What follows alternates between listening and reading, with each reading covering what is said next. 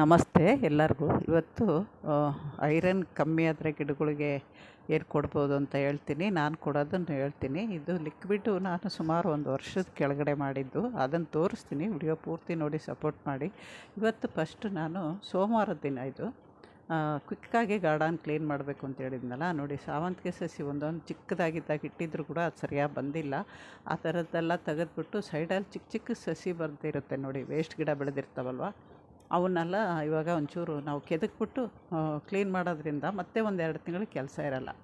ಅದನ್ನು ಯಾವ ಥರ ಕ್ಲೀನ್ ಮಾಡ್ತೀನಿ, ಬೇಗನೆ ಆಗುತ್ತೆ. ಯಾಕೆಂದರೆ ನಾನು ಸುಮಾರು 2 ತಿಂಗಳು ಗಾರ್ಡನ್ ಕ್ಲೀನ್ ಮಾಡೋಕ್ಕಾಯ್ತು. ಯಾಕೆಂದರೆ 7 ತಿಂಗಳು ಬಿಟ್ಟಿರೋದಕ್ಕೆ, 7 ತಿಂಗಳೇ 4-5 ತಿಂಗಳು ಬಿಟ್ಟಕ್ಕೆ ಇನ್ನು 2 ತಿಂಗಳು ನಾನು ಗಾರ್ಡನ್ ಕ್ಲೀನ್ ಮಾಡೋಂಗಾಯ್ತು. ಇವಾಗ ನಾನು ಮಾಡಿ ಸುಮಾರು ಒಂದು 15 ದಿನಕ್ಕೆ ಮತ್ತೆ ಸ್ಟಾರ್ಟ್ ಮಾಡ್ಕೊಂಬಿಟ್ರೆ ಸುಮಾರು ಒಂದು ವಾರ 10 ದಿನಕ್ಕೆ ನಾವು ಗಾರ್ಡನ್ ಪೂರ್ತಿ ಕ್ಲೀನ್ ಆಗಿಬಿಡುತ್ತೆ. ಅದಾದಮೇಲೆ ನಮಗೊಂದು 2 ತಿಂಗಳು ಕೆಲಸ ಇರೋಲ್ಲ, ಅದರಲ್ಲಿ ಕಳೆನೂ ಬೆಳೆಯೋಲ್ಲ. ಅದು ಯಾವ ಥರ ಮಾಡಬೇಕು ಅಂತ ತೋರಿಸ್ತೀನಿ. ಒಂದು ಸರಿ ನಾವು ಪೂರ್ತಿ ಗಾರ್ಡನ್ ಕ್ಲೀನ್ ಮಾಡಾದಮೇಲೆ ನೆಕ್ಸ್ಟ್ ಒಂದು 15 ದಿನಕ್ಕೇ ಈ ಕೆಲಸ ಶುರು ಮಾಡಿ ನಿಮಗೆ, ಆವಾಗ ಜಾಸ್ತಿ ನಿಮಗೆ ಕೆಲಸ ಇರೋಲ್ಲ. ನಾವು ತುಂಬ ದಿನ ಬಿಟ್ಟಾಗಲೇ ನಮಗೆ ತುಂಬ ಜಾಸ್ತಿ ಕೆಲಸ ಇರುತ್ತೆ. ನೋಡಿ, ನಾನಿವಾಗ ಸಾವಂತಿಗೆ ಗಿಡ ಒಂದು ಚಿಗುರಿದೆ, ಇನ್ನೊಂದು ಕೆಳಗಡೆ ಸಣ್ಣ ಸಸಿ ಇದೆ. ಅದ್ರ ಕೆಳಗಡೆ ಎಲೆ ಎಲ್ಲ ಅಲ್ಲೇ ಬಾಡಿ, ಅಲ್ಲೇ ಒಣಗಿ ಅಲ್ಲೇ ಇರುತ್ತೆ. ಆ ಥರ ಬಿಟ್ಟರೆ ಫಂಗಸ್ ಆಗುತ್ತೆ, ಅಲ್ಲಿ ವೈಟ್ ಫಂಗಸ್ ಬರುತ್ತೆ. ಅದರಿಂದ ಅದು ಒಳ್ಳೆಯದಲ್ಲ ಗಿಡಗಳಿಗೆ. ಅದಕ್ಕೆ ಅದನ್ನೆಲ್ಲ ತೆಗಿಬೇಕು. ಆಮೇಲೆ ನಾವು ಕಟಿಂಗ್ ಇಟ್ಟಿರ್ತೀವಲ್ಲ, ಕಟಿಂಗಿಂದ ಸೈಡಲ್ಲಿ ಸಸಿ ಬಂದಿರುತ್ತೆ ಸಾವಂತಿಗೆ ಗಿಡ, ಆ ಕಟಿಂಗ್ ಒಣಗ್ದಂಗೆ ಇರುತ್ತೆ. ಅದನ್ನು ಕಟ್ ಮಾಡಿ ತೆಗೆದುಬಿಡಬೇಕು. ತೆಗೆದಾಗ ಅಲ್ಲಿ ಫಂಗಸ್ ಆಗಲಿ ಇನ್ನೊಂದಾಗಲಿ ಇದು ಆಗಲ್ಲ. ಅದರಿಂದ ತೆಗಿತಾಯಿದ್ದೀನಿ. ನೀವು ನೋಡ್ತಾ ಇರ್ಬೋದು ನನ್ನ ಕೈನ.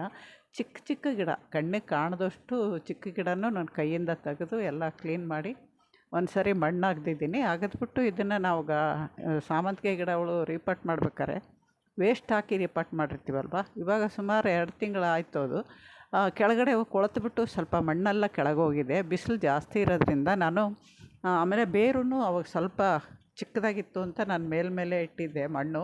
ಇವಾಗ ಅದಕ್ಕೆ ಮಣ್ಣು ಕಮ್ಮಿ ಬರುತ್ತೆ. ಇವಾಗ ನಾವು ಆಳವಾಗಿ ಹೋಗಿರ್ತವೆ ಬೇರು, ಇವಾಗ ಒಂಚೂರು ಮಣ್ಣು ಕೊಡೋದ್ರಿಂದ ಇನ್ನೂ ಚೆನ್ನಾಗಿ ಬೆಳೀತವೆ. ನಾನಿವಾಗ ಆ ಗಿಡಗಳಿಗೆ ಎಷ್ಟೆಷ್ಟು ಮಣ್ಣು ಬೇಕಾಗುತ್ತೋ ಅಷ್ಟು ನೋಡಿ ಕೊಡ್ತೀನಿ. ತುಂಬ ಚಿಕ್ಕ ಸಸಿ ಇರೋವಾಗ ನಾವು ಜಾಸ್ತಿ ಮಣ್ಣು ಹಾಕೋಕ್ಕೂ ಆಗೋಲ್ಲ. ಅದರಿಂದ ಅವಾಗ ಕೆಳಗಡೆ ವೇಸ್ಟ್ ಹಾಕಿರೋದ್ರಿಂದನೂ, ಚಿಕ್ಕ ಸಸಿ ಇರೋದ್ರಿಂದನೂ ಮಣ್ಣು ಜಾಸ್ತಿ ಪೂರ್ತಿ ಹಾಕೋಕ್ಕಾಗಲ್ಲ. ಇವಾಗ ಇದು ಸುಮಾರು ಬೇರೆ ಎಳ್ಕೊಂಡಿರ್ತಾವಲ್ವ, ಇವಾಗ ನಾವು ಬೇರಿಗೆ ಸಾಕಾಗೋಷ್ಟು ಮಣ್ಣು ಕೊಡಬೇಕು, ಜಾಗ ಕೊಡಬೇಕು ಅವಕ್ಕೆ ಬೆಳೆಯೋಕ್ಕೆ. ಬೇರು ಬಿಟ್ಕೊಳ್ಳೋಕ್ಕೆ ಇನ್ನೂ ಜಾಸ್ತಿ ಬೇರು ಬಿಟ್ಕೊಂಡ್ರೆ ಬೇರಿಂದ ಸೈಡು ಸಸಿಗಳು ಬರುತ್ತೆ. ಅದಕ್ಕೆ ಇದನ್ನು 2ನೇ ಟ್ರಿಪ್. ಫಸ್ಟು ನಾನು ಸಾವಂತಿಗೆ ಗಿಡಗಳಿಂದನೇ ಸ್ಟಾರ್ಟ್ ಮಾಡಿದ್ದು, ಇವಾಗ ಕೂಡ ಸಾವಂತಿಗೆ ಗಿಡಗಳಿಂದನೇ ಸ್ಟಾರ್ಟ್ ಮಾಡಿದ್ದೀನಿ. ಇದು ಇವತ್ತೇ ಫಸ್ಟ್ ಮಾಡ್ತಾ ಇರೋದು. ಸೋಮವಾರದಿಂದ ಇನ್ನು ಎಷ್ಟು ದಿನಕ್ಕಾಗುತ್ತೆ ಅಂತ ನೋಡ್ತೀನಿ. ಬೇಗನೂ ಆಗೋಗುತ್ತೆ, ನನ್ನ ಅಂದಾಜು ಪ್ರಕಾರ ಬೇಗ ಮುಗಿಯುತ್ತೆ. ಒಂದು ದಿನಕ್ಕೇ ನಾನು ಒಂದು ಸಾಲು ಪೂರ್ತಿ ಕ್ಲೀನ್ ಮಾಡಿದ್ದೀನಿ. ಒಂದು ದಿನ ಅಂದ್ರೂ ಇಲ್ಲ, 3 ಗಂಟೆ ಟೈಮ್ ಅಷ್ಟೊತ್ತಿಗೆ ನಾನು ಪೂರ್ತಿ ಸಾವಂತಿಗೆ ಗಿಡ ಎಷ್ಟಿಟ್ಟಿದ್ನೋ ಒಂದು ಸೈಡ್ ಸಾಲು ಅಷ್ಟೂ ಕ್ಲೀನ್ ಮಾಡಿದ್ದೀನಿ. ನೋಡಿಸ್ತೀನಿ ನೋಡಿ. 2ನೇ ಸಾಲಿದೆ, 1ನೇ ಸಾಲು ಪೂರ್ತಿ ಕ್ಲೀನ್ ಆಯಿತು. ಇದು ನಮಗೆ ಹೋದ ಸರಿ ಕ್ಲೀನ್ ಮಾಡ್ಬೇಕಾದ್ರೆ 2 ದಿನ 3 ದಿನ ಒಂದೊಂದು ಸಾಲು ಆಗ್ತಿರ್ಲಿಲ್ಲ, ಆ ಥರ ಅದರಲ್ಲಿ ಕಳೆ ಬೆಳೆದಿತ್ತು.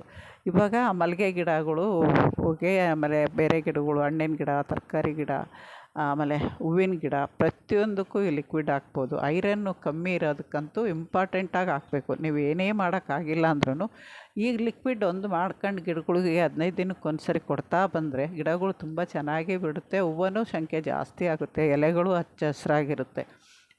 ಪತ್ರ ಹರಿತ ಅಂತೀವಲ್ಲ, ಡಾರ್ಕ್ ಗ್ರೀನ್ ಇದ್ದರೆ ಎಲೆಗಳು ಆರೋಗ್ಯವಾಗಿದ್ದಾವೆ ಅಂತಲೇ ಅರ್ಥ. ಲೈಟ್ ಗ್ರೀನ್ ಆದರೆ ಅವಕ್ಕೆ ಆರೋಗ್ಯ ಸರಿ ಇಲ್ಲ ಅಂತ. ನೋಡಿ, ಇಲ್ಲಿ ಕಾಕಡ ಗಿಡದಲ್ಲಿ ಒಂದು ಎಲೆ ಮುದುರಿತ್ತು, ನೋಡೋಣ ಅಂತ ತೆಗೆದೆ. ಈ ಥರ ಎಲೆ ಮುದುರಿರೋದ್ರೆ ಅದರಲ್ಲಿ ಹುಳು ಇರ್ಬೋದು ಅಥವಾ ಮೊಟ್ಟೆಗಳು ಇರ್ಬೋದು, ಹೇಳೋಕ್ಕಾಗಲ್ಲ. ಈ ಥರ ಇದ್ದಾಗ ನೋಡಿ ನೀವು ಕೈಯಿಂದ ಹೊಸ್ಕಾಕ್ಬಿಡ್ಬೇಕು. ಇವೇ ರಾತ್ರಿ ಹೊತ್ತು ಬಂದು ಎಲೆಗಳು ಕಡಿತಾ ಇರ್ಬೋದು, ನಮಗೆ ಗೊತ್ತಾಗಲ್ಲ ಅಲ್ವಾ. ಅದರಿಂದ ನೋಡಿಬಿಟ್ಟು ಆ ಥರ ಎಲೆ ಡೈಲಿ ಒಂದು ರೌಂಡು ನೀವು ಗಮನಿಸ್ಕೊಂಡು ಬಂದುಬಿಟ್ರೆ ಗಿಡಗಳು ಸುಮಾರು ಒಂದು ತುಂಬ ಜಾಸ್ತಿ ಗಿಡಗಳಿದ್ದರೆ ನಮ್ಮ ಗಾರ್ಡನ್ ಸುತ್ತಕ್ಕೆ ಸುಮಾರು 10 ನಿಮಿಷ ಸಾಕು ನನಗೆ.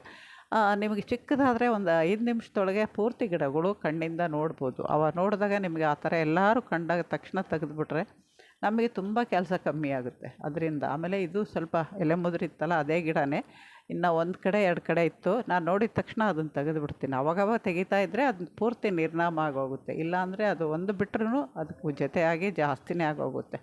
ಅದರಿಂದ ತೆಗಿತಾ ಇದ್ದೀನಿ. ಹೂವು ಕಮ್ಮಿ ಆದರೂ ಪರವಾಗಿಲ್ಲ, ಮೊಗ್ಗಿದ್ರೂ ನಾನು ಆ ಥರ ಎಲೆ ಮುದುರ್ಕೊಂಬಿಟ್ಟಿದ್ರೆ ಕಿತ್ಬಿಟ್ಟು ಬಿಸಾಕ್ಬಿಡ್ತೀನಿ. ಇವತ್ತು ಒಂದು ಹೂವು ಅರಳಿದೆ. ಆಮೇಲೆ ಗಾರ್ಡನಿಗೆ ನಾನು ಯಾವ ಲಿಕ್ವಿಡ್ ಕೊಟ್ಟಿದ್ದೀನಿ ನಮ್ಮ ಅಳಿಯಂಗೆ. ಅವ್ರಿಗೆ ಅಳತೆ ಗೊತ್ತಾಗಲ್ಲ, ನಾನೇ ಅಳತೆ ಮಾಡಿ ಬಕೆಟಿಗೆ ಹಾಕಲ್ಲ, ಅದಕ್ಕೆ ನೀರು ಹಾಕಿ ಬೆರೆಸ್ಕೊಟ್ಮೇಲೆ ಅವರು ಗಿಡಗಳಿಗೆ ಹಾಕ್ತಾಯಿದ್ದಾರೆ. ಅದನ್ನು ತೋರಿಸ್ತೀನಿ ನಿಮಗೆ. ಅದು ಮಾಡೋದ್ರಿಂದ ಎಷ್ಟು ಉಪಯೋಗ ಇದೆ. ಆಮೇಲೆ ಒಂದೇ ಥರನೂ ಕೊಡಬಾರ್ದು, ಆಮೇಲೆ ವಾರಕ್ಕೂ ಕೊಡಬಾರ್ದು. 15 ದಿನಕ್ಕೊಂದು ಸರಿ ಒಂದಿನ ಬದಲಾಯಿಸ್ಕೊಡ್ಬೇಕು. ಈ ಒಂದು ವಾರ ನಾವು ಬಾಳೆಹಣ್ಣಿಂದು ಕೊಟ್ಟಿದ್ರೆ ಇನ್ನೊಂದು ವಾರ ಬದಲಾಯಿಸ್ಬೇಕು, ಬೇರೆ ಯಾವ್ದಾರು ಹಣ್ಣಿಂದು ಅಥವಾ ಬಯೋ ಎಂಜಿಮ್ ಅಂತೆಲ್ಲ ಮಾಡ್ಕೊಂಡಿರ್ತೀವಲ್ವ ಆ ಥರದ್ದು ಎಲ್ಲ ಬದಲಾಯಿಸ್ಕೊಂಡು ಕೊಟ್ಕೊಂಡ್ರೆ ಈ ಬೇಸಿಗೆಯಲ್ಲಿ ತುಂಬ ಚೆನ್ನಾಗಿ ಲಿಕ್ವಿಡ್ಗಳು ತುಂಬ ಚೆನ್ನಾಗಿ ಕೆಲಸ ಮಾಡುತ್ತೆ. ಆಮೇಲೆ ಗೊಬ್ಬರನೂ ಅಷ್ಟೇ, ನಾನು ವರ್ಮೈ ಕಾಂಪೋಸ್ಟು ಒಂದು ತಿಂಗಳಿಗೆ ಮೊನ್ನೆ ಕೊಟ್ಟಿದ್ದೀನಲ್ವ, ಇವಾಗ 3 ತಿಂಗಳವರೆಗೂ ನಾನು ಅದಕ್ಕೆ ಗಟ್ಟಿ ವರ್ಮಿ ಕಾಂಪೋಸ್ಟ್ ಆಗಲಿ, ಹಸುವಿನ ಗೊಬ್ಬರ ಯಾವುದೂ ಆ ಥರ ಕುರಿ ಗೊಬ್ಬರ ಆಗಲಿ ಗಟ್ಟಿದು ಆ ಥರ ಯಾವುದೂ ಕೊಡೋಲ್ಲ. ಯಾಕೆಂದರೆ ಅದು 3 ತಿಂಗಳಿಗೆ ಒಂದು ಸರಿ ಕೊಟ್ಟರೆ ಸಾಕು. ಲಿಕ್ವಿಡ್ ಮಾತ್ರ ನೀವು ವಾರ ಕೊಡಿ, ಬದಲಾಯಿಸಿ ಕೊಡಿ.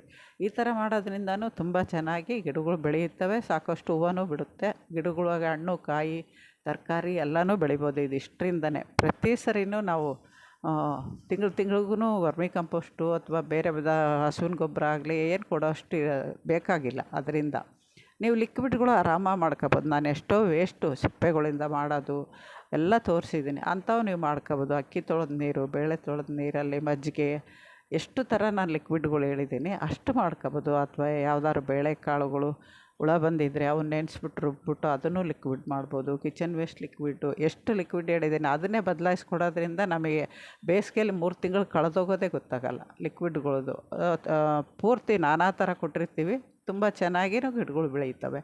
ನೀವು ಒಂದು 3 ತಿಂಗಳು ಈ ಮಳೆಗಾಲ ಕಳೆಯುವಾಗ ನಾನು ಬಾಳೆಹಣ್ಣಿನ ಸಿಪ್ಪೆ ಪೌಡ್ರ್ ಮಾಡಿಟ್ಟಿದ್ದೀನಲ್ಲ ಆ ಥರದ್ದು ಕೊಟ್ಬಿಟ್ರೆ ಸಾಕು. ಇನ್ನು ಮತ್ತು ಚಳಿಗಾಲಕ್ಕೆ ನಾವು ಏನಾದ್ರು ಗೊಬ್ಬರ ಕೊಟ್ಕೋಬೋದು. ನೋಡಿ, ಇದು ಬಾಳೆಹಣ್ಣಿನ ಸಿಪ್ಪೆ 2 ಬೇರೆ ಬೇರೆ ಮಾಡಿಟ್ಟಿದ್ದೆ ನಾನು ಬಾಟ್ಲಲ್ಲಿ 1 ವರ್ಷದ ಹಿಂದೆ. ಇದು ಹಳೇದು, ಫಸ್ಟು ನಿಮಗೆ ಈ ವರ್ಷ ಮಾಡಿದ್ದು ಇನ್ನೂ ತೋರಿಸಿಲ್ಲ. ಅದು ಅರ್ಧ ಕೊಟ್ಟಾದಮೇಲೆ 2ರಲ್ಲೂ ಅರ್ಧ ಇರುತ್ತಲ್ವ, ಆವಾಗ ನಾವು ಪೂರ್ತಿ ಒಂದು ಬಾಟ್ಲಿಗೆ ಹಾಕಿಟ್ಕೊಂಡಿದ್ದೀನಿ. ಸುಮಾರು 1 ವರ್ಷದ ಮೇಲೆ ಆಗಿದೆ ಇದು ಮಾಡಿ. ಆವಾಗ ಸ್ವಲ್ಪ ಇದಿತ್ತು, ಲಿಕ್ವಿಡ್ ಇತ್ತು. ಇವಾಗ ಸ್ವಲ್ಪ ಹಲ್ವಾ ಥರ ಆಗಿದೆ. ಇದನ್ನು ನಾನು ಕೊಡ್ತಾಯಿದ್ದೀನಿ. ಇದರಲ್ಲಿ ಬಾಳೆಹಣ್ಣಿನ ಸಿಪ್ಪೆ, ಬಾಳೆಹಣ್ಣು 2 ಸೇರಿ ಸಮ ಬೆಲ್ಲ ಹಾಕಿ ಮಾಡಿದ್ದು. ಆ ವಿಡಿಯೋ ಬೇಕಾದ್ರೆ ನೀವು ಇದೆ ನೋಡಿ, ವರ್ಷದ ಕೆಳಗಡೆ ಸಿಪ್ಪೆಯಿಂದ ಎಷ್ಟು ಲಾಭನ ಅಂತ ಬರೆದಿದ್ದೀನಿ, ಅದನ್ನು ನೋಡ್ಬೋದು. ನೋಡಿ, ನಾನು ಅಳತೆ 20 ಲೀಟ್ರಿಗೆ ಈಗ ಗ್ಲಾಸು ಒಂದು ಗಡ್ಬಡ್ ಬರುತ್ತಲ್ಲ ಮಕ್ಕಳಿಗೆ ಐಸ್ ಕ್ರೀಮು, ಅದರಲ್ಲಿ 1 ಲೋಟ ಇಟ್ಕೊಂಡಿದ್ದೀನಿ. ಅದಕ್ಕೆ ಫುಲ್ ಹಾಕ್ಕೊಂಡು ಈ ಥರ ಒಂದು ಜಗ್ಗಲ್ಲಿ ಚೆನ್ನಾಗಿ ಕಿವುಚಬೇಕು. ಆ ಸಿಪ್ಪೆಯಲ್ಲಿ ಇರೋದೆಲ್ಲ ನಮಗೆ ನೀರೊಳಗೆ ಬಂದುಬಿಡಬೇಕು.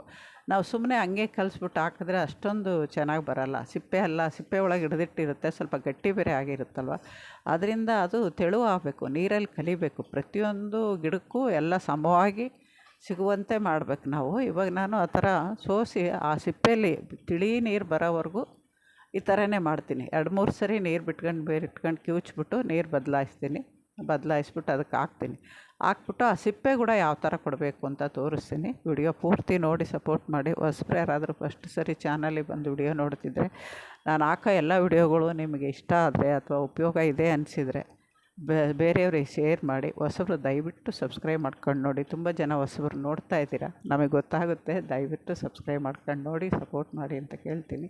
ನೋಡಿದವ್ರು ಹಂಗೆ ಶೇರ್ ಮಾಡಿ, ಲೈಕ್ ಕೊಟ್ಟರೆ ಇನ್ನೂ ಖುಷಿಯಾಗುತ್ತೆ. ನೋಡಿ, ಇದು ಸಿಪ್ಪೆ ನಾನು 3ನೇ ಸರಿ ತೆಗ್ದಿದ್ದೀನಿ. ಕೆಳಗಡೆ ಇನ್ನೂ ಸ್ವಲ್ಪ ನೀರು ತಿಳಿ ಬಂದಿಲ್ಲ. ಇವಾಗ ಇನ್ನೊಂದು ಸರಿ ಬೇಕಾದ್ರೆ ಹಾಕ್ಕೋಬೋದು. ನಾನು ಇಷ್ಟು ಸಾಕು ಅಂತೀನಿ.